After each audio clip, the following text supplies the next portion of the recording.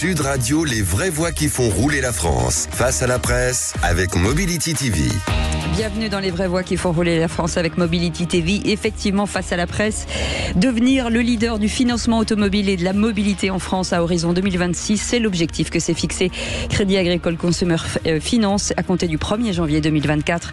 La filiale du groupe Crédit Agricole va fusionner deux entités, Sofinco Automoto Loisirs et Crédit Agricole Autobanque France. Le groupe étend ses activités dans la filière auto grâce à des partenariats stratégiques, notamment avec Stellantis, et propose aux acheteurs de voitures des extensions de garantie, des contrats de maintenance et des services de mobilité tels que la livraison à domicile, l'autopartage en ruralité qui s'inscrit dans un projet sociétal. Et on va faire le point de tout ça avec notre invité, Stéphane Priamy, directeur général adjoint du Crédit Agricole et directeur général du Crédit Agricole Consumer France. Et pour nous accompagner, Philippe. Lionel Rousseau, journaliste Mobility TV, bonsoir. Bonsoir. Et Sylvain Resser, rédacteur en chef automobile au Figaro, bonsoir. Bonsoir à tous. Bienvenue dans les vraies voix qui font rouler la France.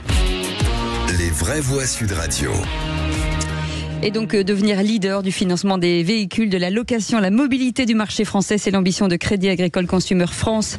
Stéphane Priamy, merci et bonsoir, merci d'être avec nous avec cette ambition sous trois piliers très importants en tout cas pour le groupe. Oui, effectivement. Alors on souhaite même d'ailleurs être le leader de la mobilité verte en Europe. Dont la France bien sûr, et autour de trois idées principales. On en reparlera certainement, mais il y a une vraie révolution du monde de l'automobile aujourd'hui, et donc il faut s'inscrire dans ce mouvement. Et donc on a premièrement souhaité investir massivement dans la location longue durée. On en reparlera certainement, mais c'est une solution de financement qui permettra de passer une transition sur les véhicules électriques de manière beaucoup plus douce et plus facile pour les consommateurs. Deuxièmement, on a fait l'acquisition d'un réseau de distribution en Europe, dans 18 pays, 2000 collaborateurs qui vont faire du financement de véhicules et plutôt du financement de véhicules verts. Et puis bien sûr sur les territoires et essentiellement en France pour cet étage-là, nous avons développé tout un tas de solutions qui permettent aux agences du Crédit Agricole de LCL de commercialiser des véhicules. Lionel Rousseau, Mobility TV. Force est de constater que vous aviez pris un certain retard par rapport à vos concurrents dans ce secteur-là. Quel a été l'effet déclencheur? Qu'est-ce qui vous a poussé à appuyer sur l'accélérateur? La vision, il y a 2-3 ans, à la sortie du Covid, que le monde de l'automobile était en train de changer massivement autour de 2 ou 3 phénomènes majeurs. Le premier, c'était quand même l'électrification, ou en tout cas l'apparition progressive d'une fin du thermique qu'il fallait remplacer, l'apparition de nouveaux intervenants sur le marché, notamment asiatiques, américains, mais aussi une rénovation des constructeurs européens et français, et puis des effets aussi, par exemple, de digitalisation. Il se vend aujourd'hui des milliers de véhicules par Internet. On nous aurait dit ça avant le Covid, on l'aurait pas forcément cru, mais c'est la réalité d'aujourd'hui. Et donc cette prise de conscience nous a amené à nous dire que l'automobile c'était un marché d'avenir et que il fallait surfer sur cette révolution qui allait arriver. Sylvain Resser du Figaro. Oui, Stéphane, donc vous n'êtes pas l'unique, le seul acteur du marché. Comment vous entendez faire la différence? Quels services différents ou en plus vous entendez apporter à vos clients? Alors la stratification dont on a parlé tout à l'heure, c'est-à-dire être présent partout. Donc sur la location longue durée, sur toute l'Europe avec des réseaux de distribution de crédit automobile sous toutes les formes. Et c'est là peut-être la différenciation, que ce soit par des financements classiques, que ce soit par de la LOA, de la LLD, de la location courte durée, de l'abonnement. On souhaite être présent partout où il y aura des besoins de financer, d'aider les gens à avoir de la mobilité. Alors justement, les auditeurs qui nous écoutent, ils ont peut-être envie de savoir ce que veut dire la LOA, la LLD et tous ces financements, parce que finalement ça reste assez méconnu. On s'y perd un peu. C'est la partie acronyme de l'émission. Ouais. Ça sera la seule, j'espère. Et nous expliquer les différences en fait, parce que LOA, LLD, location avec option d'achat, location longue durée, mais quelles sont donc les différences, l'avantage, inconvénient de chaque formule? Alors le financement d'un véhicule, vous pouvez le faire de 3 façons. La première, c'est la façon traditionnelle. Vous faites un crédit sur 5 ans. Alors si la voiture vaut 100 et que vous empruntez 100, vous allez rembourser en gros 20 tous les ans, plus les intérêts, et voilà, c'est comme ça. À la fin, le véhicule vous appartient, et si vous voulez changer de véhicule, il faudra le vendre et en racheter un autre. Et donc tout est à votre charge, je dirais. Toute la problématique de gestion est à votre charge. Deuxième formule qui est à l'extrême, à l'autre extrême, c'est la location longue durée. Vous louez un véhicule, et là le calcul va être fait sur une manière un peu différente. On va vous dire, voilà, vous voulez un véhicule sur 5 ans, sa valeur c'est 100. On va calculer une valeur résiduelle. Quelle sera la valeur du véhicule dans 5 ans? Alors par exemple 30, et on va vous faire financer que sur les 70 qui restent. La LOA, c'est un peu entre les deux, c'est qu'on vous fait une location, mais on vous fait payer un petit peu plus cher, parce que vous avez l'option au bout des 5 ans quand même de dire, ah finalement j'ai envie de la garder, ou non, finalement je la rends. Alors l'avantage de la location longue durée, pour notamment le financement des véhicules électriques ou des véhicules qui vont devoir s'imposer progressivement, c'est que les loyers sont beaucoup moins chers que sur le financement traditionnel. Et puis l'autre avantage énorme, vous n'êtes pas responsable du véhicule au bout des 5 ans. Une fois que vous avez décidé de nous le rendre, vous rendez les clés, vous en reprenez un autre, et donc vous n'avez pas cette peur que les gens ont aujourd'hui de quelle sera la valeur d'un véhicule électrique, par exemple, dans 5 ans, avec les changements de batterie, etc., etc. Vous n'avez aucun risque. Et donc, c'est pour cela qu'on est persuadé que c'est le moyen de financement qui va permettre d'avancer sur ces sujets. C'est en plus des moyens de financement, et je terminerai là-dessus, très bien rodés, puisque on les utilise depuis des années pour les entreprises et les professionnels, pour le financement des véhicules utilitaires ou des choses de ce type. Stéphane Priami, pardon. Ce partenariat avec Stellantis, aujourd'hui, c'est un énorme partenariat avec des voitures aujourd'hui en stock énormément. Je crois que vous avez presque été au bout de vos objectifs à 200 000 près. Il se déploie comment finalement ?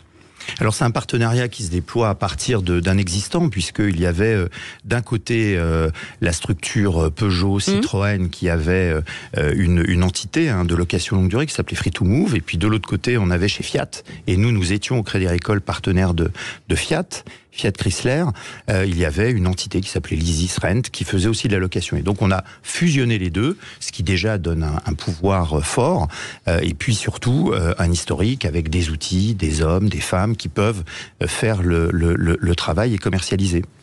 Lionel Rousseau. Il était indispensable de vous adosser à un tel groupe, à un énorme groupe. On ne peut pas aller à la bagarre, à la guerre de l'automobile et notamment de la location longue durée, parce que vos concurrents ont aussi la même activité que la vôtre. Donc il était important d'avoir des partenaires forts pour pouvoir gagner, pour aller au bout.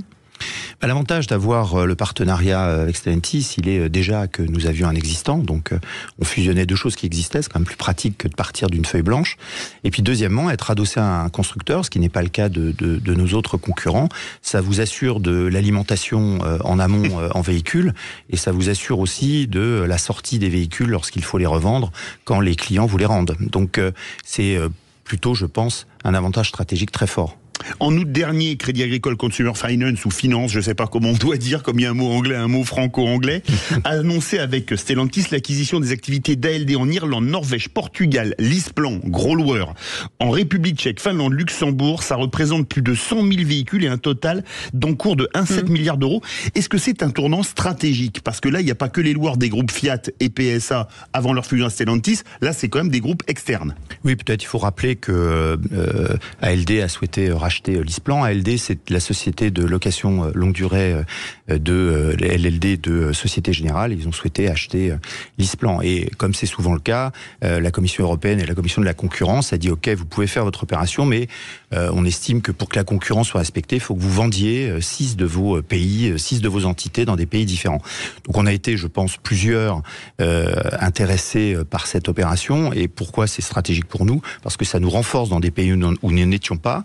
Ça nous rajoute bien sûr des véhicules pour notre fameux objectif stratégique sur des entreprises très bien gérées. Donc là, on rachetait des choses qui étaient déjà de très bonne qualité. Et puis je dirais que l'avantage, il a été aussi d'image, puisque nous étions le petit nouveau et que on a pu faire cette opération. On a été sélectionné et choisi. Donc c'était une preuve que notre alliance, dont vous parliez tout à l'heure, était jugée crédible. Allez, vous restez avec nous. On revient dans quelques instants avec vous, Stéphane Priamy. Merci en tout cas d'être avec nous, directeur général adjoint du Crédit Agricole et directeur général du Crédit Agricole Consumer Finance, avec nos journalistes, Lionel Rousseau qui est avec nous et Sylvain Resser, rédacteur en chef automobile au Figaro. On reviendra sur l'électrification finalement des voitures, puisque c'est l'enjeu de la mobilité de demain. On en parle dans quelques instants. À tout de suite. Sud Radio, les vraies voix qui font rouler la France. Face à la presse avec Mobility TV. Et la presse est avec nous ce soir. Sylvain Resser, rédacteur en chef automobile au Figaro. Lionel Rousseau, journaliste Mobility TV. Et face ce soir à Stéphane Priamy, qui a eu la gentillesse d'être ici avec nous sur Sud Radio, directeur général adjoint du Crédit Agricole et directeur général du Crédit Agricole Consumer Finance. Et vous êtes là ce soir puisque aujourd'hui le groupe se déploie. L'envie, c'est d'être leader à 2026 en Europe aujourd'hui sur la mobilité. L'électrification forcément de l'automobile aujourd'hui a changé le paradigme de l'automobile et tout est totalement disrupté et à un moment donné se ranger vers des nouvelles normes qui arrivent très très vite. Oui, alors il y a la conscience sociétale que les gens ont déjà, qu'une voiture électrique c'est quand même moins polluant qu'une voiture diesel. Deuxièmement, il y a la réglementation qui va évoluer, alors elle est susceptible de bouger, et donc face à ça, il n'y a pas beaucoup de solutions. Alors il y a plusieurs solutions techniques. Celle qui semble aujourd'hui prendre le dessus, c'est l'électrique, parce qu'il y a des ressorts très puissants derrière. Le premier ressort, c'est la réglementation. Le deuxième, c'est que beaucoup d'investissements ont déjà été faits par les constructeurs, et ce, dans tous les pays du monde. Et le mouvement semble un peu ne pas vouloir s'arrêter. Beaucoup d'investissements aussi de la part des collectivités locales, de l'ensemble des intervenants pour mettre des bornes, pour rendre le système utile. Et je dirais, il y a quand même un attrait assez fort des consommateurs, puisque, comme vous le savez peut-être, la voiture la plus vendue sur les 6 premiers mois de cette année 2023, c'est une Tesla, une voiture totalement électrique, et c'est la voiture la plus vendue, toute motorisation confondue. Les gens aiment l'électrique, et si je peux me permettre une petite anecdote, quand vous discutez aujourd'hui avec des chauffeurs de taxi à Paris, ils sont tous fanas des voitures électriques parce que le rapport coût est énorme, puisqu'ils m'expliquent tous qu'ils mettaient avant entre 800 et 900 euros d'essence dans leur voiture, et ils mettent moins de 100 euros d'électricité dans leur voiture. L'écart est colossal. Ils aiment forcément la Tesla parce que forcément, vous pouvez rouler 700 km aussi sans. Alors il y a plein d'autres voitures aujourd'hui que Tesla. Tesla a un gros avantage, c'est qu'ils ont leur propre réseau de recharge. Et ça fait vraiment la différence. Sylvain Resser. Justement, sur votre parc financé, est-ce que vous avez vu une accélération très forte et combien de véhicules électriques aujourd'hui vous avez en financement? Alors nous, ce qu'on voit déjà, c'est que depuis le début de l'année, les ventes de véhicules, c'est presque 40% de véhicules électriques ou hybrides. Donc déjà 40% sur 9 mois de l'année, c'est colossal. Et sur les financements, alors nous avons des partenariats un peu plus orientés vers l'électrique. Donc on a une part qui va progressivement se rapprocher de 50%. En hybride et en électrique. Et ensuite, il faut à l'intérieur se fixer, je pense, pour les 2 ou 3 prochaines années, un objectif d'électrique pur, parce que à moyen long terme, l'objectif le plus pur en termes notamment d'écologie, c'est quand même l'électrique full. Lionel Rousseau. Et vous savez, évidemment, vous ne l'ignorez pas, que l'acquisition d'un véhicule électrique se fait le plus souvent par le biais de la location. Donc c'est sans doute une aubaine pour vous. J'aimerais savoir si effectivement c'est un axe majeur stratégique. Et quel est votre regard sur le lancement de cette voiture électrique Renault à moins de 20 000 euros? Le point central, c'est que au-delà de l'électrification, il y a un phénomène sociétal très fort, c'est que les gens sont tous passés de la propriété à l'usage. Et notamment sur la voiture, c'est devenu très fort. Dans ma génération, et mes parents par exemple, c'était quasiment mythique de changer de voiture, c'était le moment important de la vie d'une famille. Aujourd'hui, les gens ont relativisé les choses, ce n'est plus un objet vraiment, sauf pour quelques aficionados, mais ça reste aujourd'hui, c'est devenu un mode de déplacement. Et donc, il faut pouvoir régler de manière cohérente par rapport à son budget cette dépense de mobilité, et donc les gens sont prêts à faire toutes les options possibles. Donc ça peut être effectivement de l'acheter à l'ancienne, mais je vous l'ai dit tout à l'heure, ça coûte en gros presque 2 fois plus cher en mensualité tous les mois que si vous la prenez en location longue durée. Donc l'intérêt est quand même plutôt la location longue durée. Mais beaucoup d'urbains décident aujourd'hui de ne pas avoir de voiture à temps complet, mais de louer pour un week-end, pour des vacances. C'est tous les phénomènes de location courte durée ou d'abonnement que vous pouvez mettre en place pour que les gens utilisent des voitures. Et quelles sont les attentes principales des consommateurs en électrique notamment? La durée, le kilométrage, un service, c'est comme un abonnement Netflix? Oui, alors l'abonnement, vous l'aviez déjà sur les autres types de motorisation. Ça fait des années qu'on ne voit plus de publicité dans nos rues ou sur les journaux avec un prix. Moi, ça fait peut-être 5 ans, 6 ans que je n'ai pas vu un prix de véhicule. Ça, c'est vrai. 200 €, 220 €, 150 €. Et c'est aussi vrai sur l'électrique que sur le thermique. Mais l'électrique amène cette vision, je le redis, que les gens ont un peu peur d'acheter un véhicule électrique, donc ils ne savent pas l'évolution technologique. Aujourd'hui, on peut faire 300, 400 km avec un véhicule électrique. Demain, on en fera peut-être 800. Et donc, les gens se disent, si j'achète ce véhicule-là, dans 5 ans, combien il vaudra? Je le loue, c'est encore le plus simple. Et effectivement, après, vous associez à ça tout un tas de services qui rendent la vie beaucoup plus simple. Et Renault, c'était ma deuxième question. En effet, qui lance sa voiture électrique à moins de 20 000 €. Non, mais c'est particulièrement intéressant par rapport au partenariat que vous avez noué, et puis surtout sur l'activité, le spectre large, effectivement, de l'automobile électrique. Mais je rajouterais quand même que la voiture, c'est pas tout de suite, c'est 2026. Oui, mais c'est un effet d'annonce, et c'est une annonce forte, en tout cas, de la part de Renault, qui prend de l'avance sur ses concurrents. Oui, après, les marques sont ce qu'elles sont, et elles ont toutes des progrès forts, et elles arrivent à réduire leurs coûts, et donc à sortir des véhicules de moins en moins chers. Nous, par exemple, sur notre expérimentation de car sharing rural, pour donner en milieu rural la capacité aux gens d'avoir des véhicules électriques, on a pris des DS3 de Stellantis, et on en est très heureux aussi. Donc voilà, c'est un bel effet d'annonce, et de toute façon, tout ce qui pourra amener à une baisse des prix sera pour nous très positif pour les citoyens. Surtout que ça va profiter fortement à tout le monde, avec la concurrence en plus qui vient s'ajouter, des véhicules asiatiques, américains ou autres, qui font baisser les prix de manière quand même assez forte. Mais quand est-ce qu'on peut imaginer justement que le prix puisse à un moment donné se tasser en Europe face à une concurrence chinoise? C'est tout bête, c'est que c'est un effet de volume. Ouais. C'est-à-dire que plus vous fabriquez des véhicules, moins ils coûtent cher unitairement. Parce que pour l'instant, dans le monde, c'est les Chinois qui sont les premiers. Oui, parce que c'est ceux qui en ont fait le plus et vendu le plus.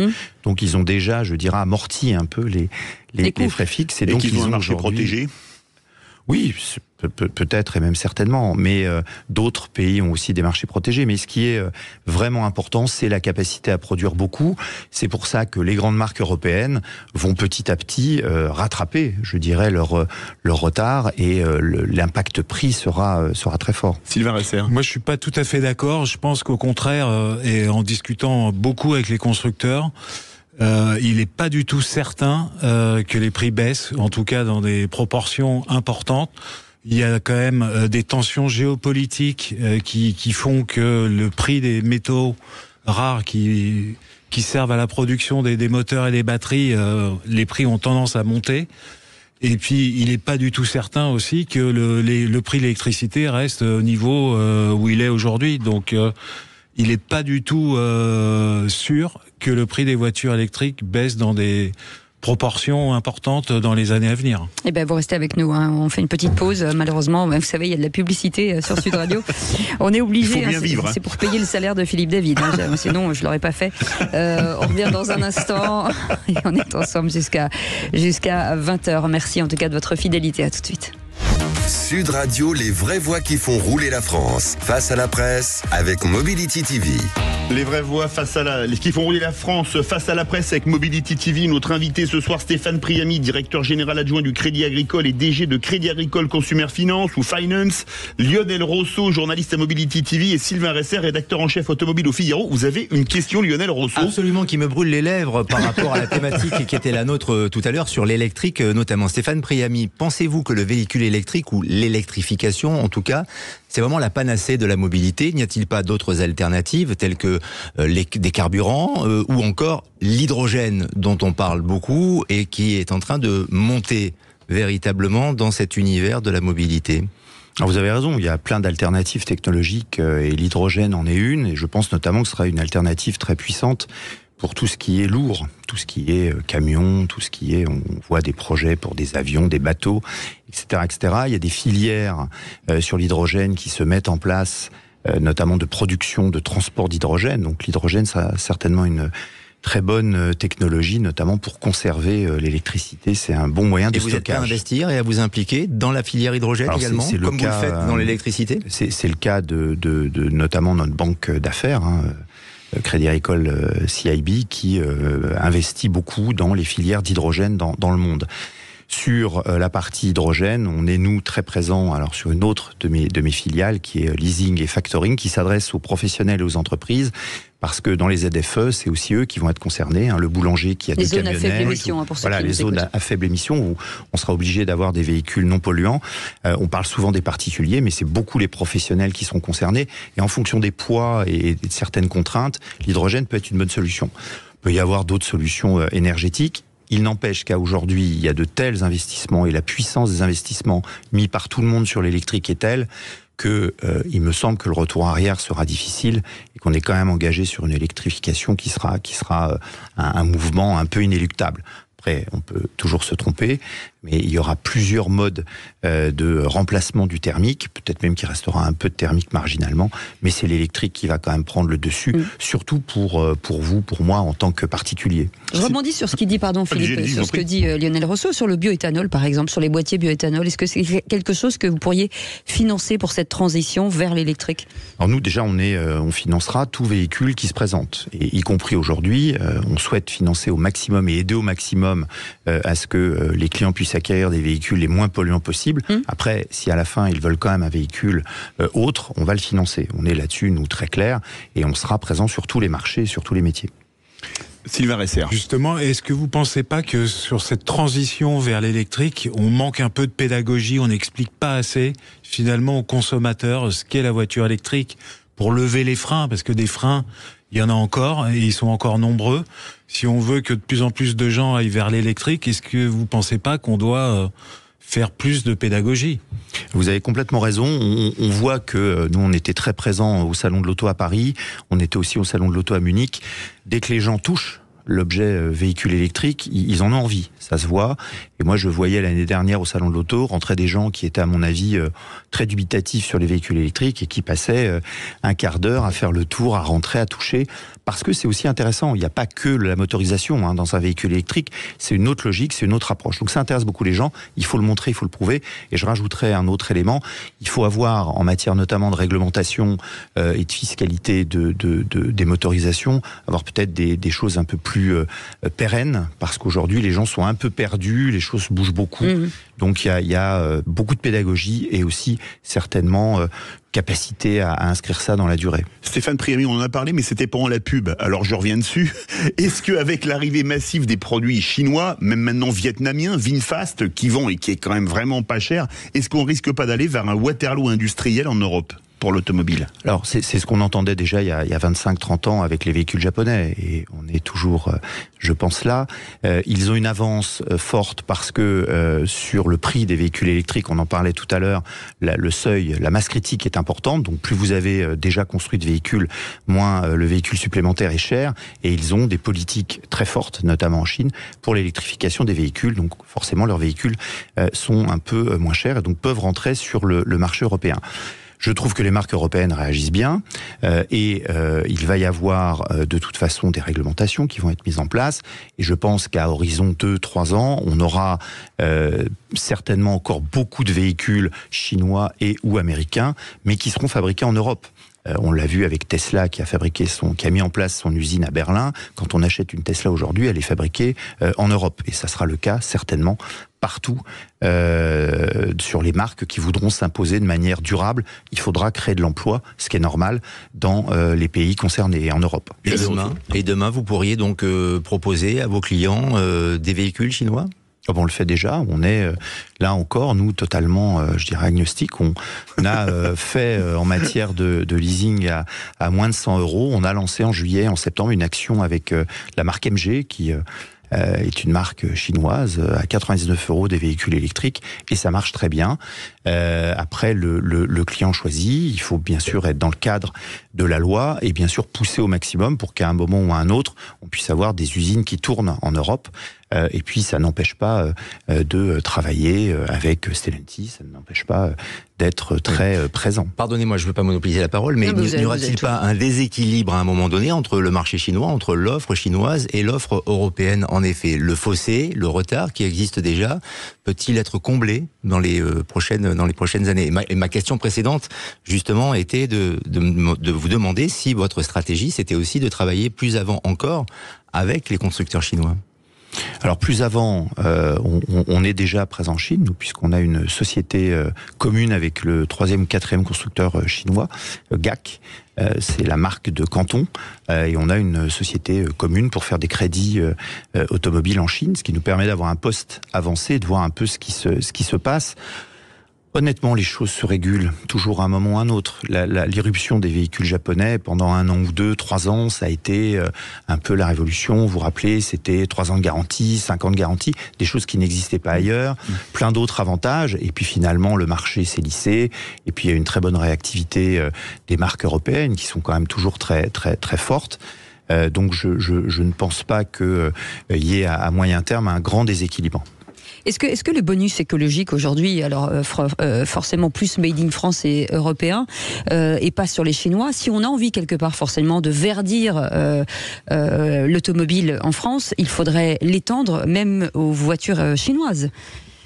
Ça, c'est la politique publique qui le décide, et nous, on respecte par définition les choix de l'État. Si on réfléchit bien, c'est aussi quand même le bon moyen pour pousser quand même les constructeurs autres que européens à venir acheter des usines, à venir créer des emplois en Europe. Donc, en tant que citoyen français, moi, je trouve ça plutôt sain, parce que ça impose de faire différemment et donc de créer des emplois en Europe. Mais est-ce que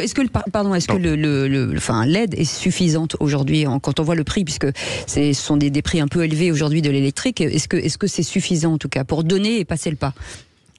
Plus que le montant, moi, ce que je trouve, c'est qu'il faut que ça soit pérenne. C'est-à-dire que les gens soient pas obligés, avant le 31 décembre, de passer des commandes parce que le 2 janvier, c'est plus la même offre, c'est plus le même bonus fiscal. Le montant, il permet d'équilibrer correctement les choses. Je vous le disais tout à l'heure, on a pu faire des véhicules à 99 € au mois de juillet, par mois, sans que ça pose de problème. Mais il faut donner une certaine constance pour que les gens aient pas l'impression d'être obligés de bouger sans arrêt. Sylvain Resser. Il y a un sujet qu'on n'a pas abordé, c'est le score environnemental qui va sortir le 15 décembre et qui vise à privilégier les véhicules électriques produits en Europe. Est-ce que vous n'avez pas le sentiment qu'on est en train de créer une usine à gaz avec ce système ?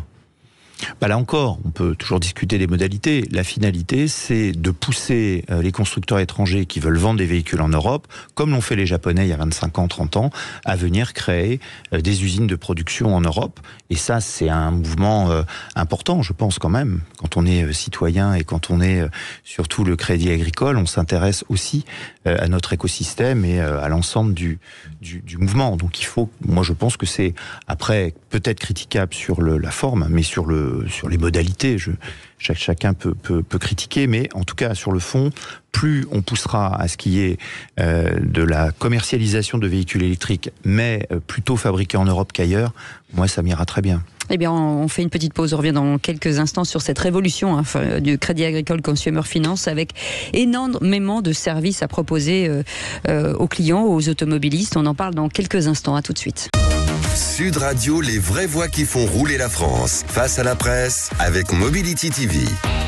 Et la presse est là avec nous, Lionel Rousseau, journaliste Mobility TV, Sylvain Resser, qui est rédacteur en chef automobile au Figaro. Merci messieurs, en tout cas merci d'être avec nous. Stéphane Priamy est avec nous, directeur général adjoint du Crédit Agricole et directeur général du Crédit Agricole Consumer Finance, avec énormément de choses dans son escarcelle, puisqu'il y a beaucoup de changements dans ce groupe, et surtout un déploiement assez féroce de services à l'endroit, en tout cas, de vos clients. Oui, c'était notre stratégie. La première étage, on l'a dit tout à l'heure, c'était de faire de la location longue durée de manière industrielle. La deuxième, c'était d'avoir un réseau pour pouvoir commercialiser des produits un peu partout en Europe. Et la troisième, c'est d'amener les services qui vont avec notamment les systèmes de location longue durée. Et donc, c'est à la fois des services qui permettent d'avoir de l'assistance, d'avoir des réparations, d'avoir qui peuvent apparaître un peu comme traditionnels, mais en tout cas qui sont indispensables pour les véhicules électriques. Et on a effectivement même été jusqu'à racheter une jeune start-up française assez brillante qui s'appelle iFlow et qui en fait a pour vision de livrer partout en Europe les véhicules aux gens, à domicile, à leur bureau, ce qui est à la fois très utile quand on achète le véhicule, mais aussi très utile quand il faut aller le faire réviser ou réparer, et aussi très utile dans le cadre de la location courte durée, puisque par exemple, pouvoir avoir là, à la sortie du studio, un véhicule que quelqu'un vous aura déposé, aller pouvoir l'ouvrir avec votre téléphone portable et votre application, monter dans le véhicule, passer 1 jour, 2 jours, 3 jours avec, le remettre à un autre endroit dans Paris, fermer le véhicule, partir, que quelqu'un vienne le chercher. Tout ça, c'est l'avenir de la mobilité et ça simplifie beaucoup les choses. Lionel Rousseau. Quand on s'appelle le Crédit Agricole, est-ce qu'on a pour mission de lutter contre la désertification rurale ? Avec notamment le système d'autopartage que vous installez dans les campagnes. Oui, je pense que il s'appelle Agile Auto. Agile Autopartage, oui, c'est un élément important. Nous, on est tout le temps vraiment un vecteur d'universalisme. On veut être présent partout en France, mais aussi en Europe. On veut être présent auprès des clients les plus modestes, mais aussi des clients les plus aisés. On veut être aussi, et ça c'est très important, facteur de développement dans les zones urbaines, mais aussi dans les zones rurales. Et vous avez une problématique qui va se poser avec la mise en place des fameuses zones à faible émission, c'est que on devrait trouver progressivement beaucoup de solutions pour les gens qui habitent en ville. Mais le vrai problème sera pour les gens qui habitent à 30, 40, 50 km, dans par exemple des communautés de communes de 30, 35 000 habitants, où il n'y a pas d'hôpitaux, il n'y a pas de services sociaux. Sans transport en commun. Sans transport en commun. On explique aux gens qu'ils vont pouvoir garder leur véhicule diesel jusqu'en 2035, mais en réalité, oui, mais ne pas rentrer en ville. Donc, on a voulu mettre quelque chose en place qui permette de lutter contre ça. Et donc, on positionne des véhicules électriques. On a commencé donc à Fayence. Oui. On est chez Sud Radio, donc vous devez bien connaître cette zone. Et dans la zone de Fayence, à côté de Nice, ça va permettre à des gens qui habitent là-bas, il y a 30 000 habitants, d'avoir à disposition une quinzaine de véhicules électriques. Donc, je vous disais tout à l'heure des DS3, mais aussi des véhicules utilitaires. Si vous avez besoin de déménager les meubles de la petite dernière ou d'aller amener des choses si vous êtes agriculteur ou professionnel, ou aller chercher des choses en ville. Et puis même, et ça c'est très intéressant parce que c'est ce qui marche très très bien depuis qu'on a lancé l'expérience, c'est des minibus pour les associations sportives qui doivent aller se rendre en ville et qui peuvent louer donc ce véhicule. Ce qui est intéressant, je rebondis sur ce que vous dites justement sur la ruralité, sur le côté proximité, forcément c'est un peu votre ADN, de s'appuyer sur toutes les agences locales qui elles pourront commercialiser des voitures. Alors qu'ils vont les commercialiser, mais surtout aider à la prise en main de l'application, puisque ça sera sur une application de téléphone qu'on pourra accéder à ces véhicules, et on essaye effectivement de faire les choses de manière très proche. Donc les caisses régionales de Crédit Agricole sont très intéressées, bien sûr, par relayer ce produit, mais surtout c'est les collaborateurs qui sont très fiers d'avoir des véhicules mis à disposition des gens qui en ont besoin.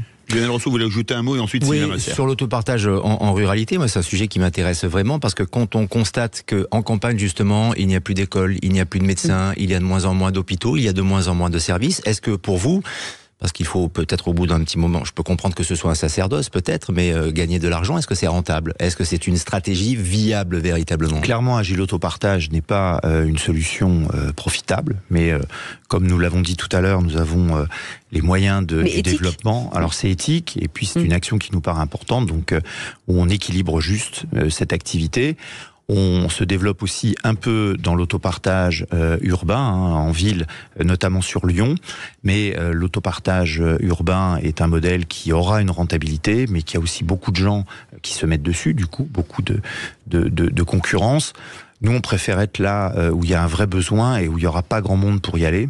Et donc, on a choisi de faire de l'autopartage rural un axe majeur de notre développement. Sylvain Resser. Je reviens sur la voiture électrique. En zone rurale, on voit qu'elle a du mal à s'imposer.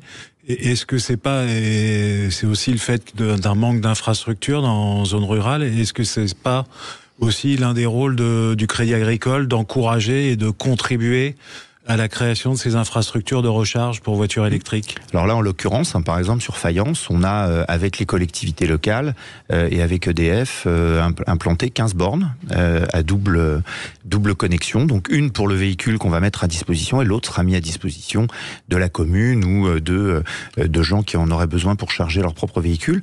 Et je pense qu'il y a une pédagogie, vous parliez tout à l'heure de pédagogie, une pédagogie très forte à faire.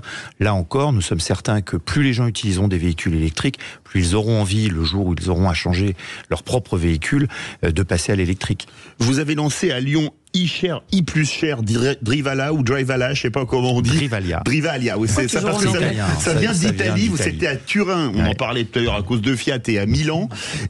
C'est quoi? C'est l'autopartage à l'italienne en version lyonnaise? Comment ça marche? Oui, c'est l'autopartage cette fois-ci urbain. Donc là, le modèle économique est différent. Là, on espère, en tout cas, comme tous ceux qui font de l'autopartage urbain, que ça soit rentable.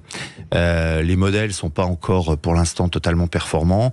Pour des raisons essentiellement d'utilisation par les, c'est pas encore complètement développé, mais on pense que c'est un axe intéressant. Et en tout cas, là aussi, on le fait avec la caisse régionale du Crédit Agricole de Centre-Est, et c'est quelque chose qui plaît beaucoup. L'avenir pour le groupe, c'est quoi? Qu'est-ce qu'on va chercher aujourd'hui, maintenant, puisque finalement la voiture électrique, les services, est-ce qu'il y a d'autres services qui devraient arriver? Plein. On en a identifié 14, donc il vous en reste encore. On en a sorti que 3. Voilà. Non, mais on les laissera un petit peu en pitch. Mais on aura encore beaucoup de choses à faire pour que le service soit fluide et sans couture pour l'utilisateur final. Il y a Parce encore que tout ça, il faut le déployer dans le groupe. En fait, il faut reformer les gens au sein du groupe. Oui, alors on a beaucoup de gens qui travaillent au Crédit Agricole, et puis après on spécialise bien sûr les différents blocs pour que on puisse être très efficient. Mais ça se passe plutôt bien. Et puis n'oubliez pas qu'on a aujourd'hui tous un relais colossal, c'est le digital. Ouais. Aujourd'hui, tout le monde peut diffuser massivement des choses via le digital. Et acheter. Oui. Acheter, voilà. Oui, forcément, c'est aussi l'avenir. Ouais. Lionel Rousseau veut pitcher pour qu'il n'y en ait plus que 13. Oui, absolument. Non, moi je vous écoute, et là on est sur une radio avec des communicants notamment, et vous en faites partie. Stéphane Priamy, est-ce que vous avez une réflexion sur l'information embarquée dans les voitures, notamment avec des technologies telles que l'intelligence artificielle? Quel est votre regard, et avez-vous des idées de développement dans ce cadre-là? Ça pourrait être la 18e, non, celle-là on l'a pas forcément, parce que à un moment il faut aussi bien séparer les choses entre la technicité qui doit venir, j'allais dire, de ceux qui savent, et donc c'est les constructeurs, c'est les sous-traitants.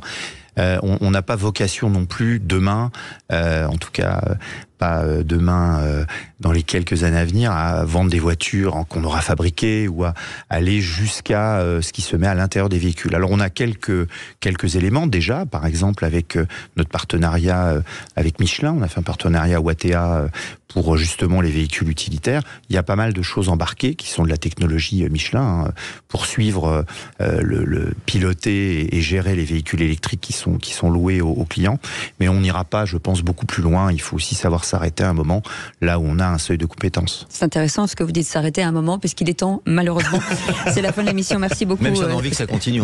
Oui, on avait encore tellement de questions. Stéphane Priamy, merci d'avoir été avec nous, directeur général du Crédit Agricole, directeur général du Crédit Agricole Consumer Finance. Je vous incite à aller voir tout ce qu'ils ont déployé sur leur site internet. Merci en tout cas, Lionel Rousseau, d'avoir été avec nous, journaliste Mobility TV.